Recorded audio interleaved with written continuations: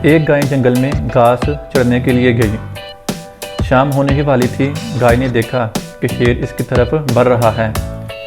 शेर को देखकर वो डर के मारे इधर उधर भागने लगी और शेर भी इसके पीछे भागने लगा। भागती हुई गाय ने सामने एक तालाब देखा। खौफजदा गाय तालाब में दाखिल हो गई। शेर भी इसके पीछे तालाब में दाखिल हो गया। गाय ने महसूस किया कि तालाब ज़्यादा गहरा नहीं है, इसमें थोड़ा सा पानी और कीचड़ और गारे से बड़ा हुआ है। अब इन दोनों के दरमियान फासला बहुत कम था। अब शेर भी कुछ करने से कासर था, क्योंकि दोनों गारे में फंस गए थे। गाय आहिस्ता आहिस्ता गारे में डूबने लगी, यहाँ तक कि शेर इसके करीब होने के बावजूद उसे पकड़ने से कासर था। दोनों गर्दन तक गारे में फंस गए थे। थोड़ी ही देर बाद गाय ने शेर से पूछा, गाय क्या तुम्हारा कोई मालिक है? शेर, मैं जंगल का बादशाह हूँ, कोई भी मेरा मालिक नहीं, मैं खुद जंगल का मालिक हूँ। गाय, लेकिन तुम्हारी ताकत किस काम की, तुम गारे में फंस गए हो।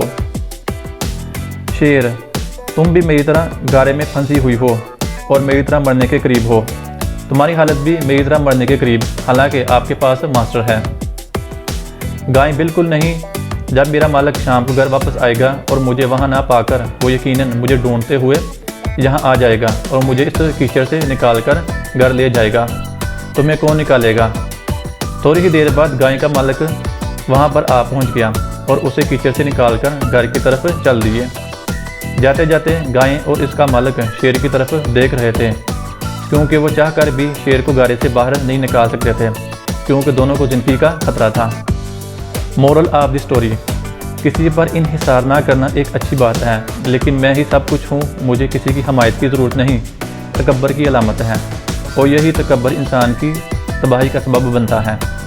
यह तो थी आज की स्टोरी को एंड लाइन। अगर वीडियो पसंद आए तो लाइक, कमेंट और सब्सक्राइब जरूर करें और साथ ही बेल के आइकन पर भी क्लिक कर दें।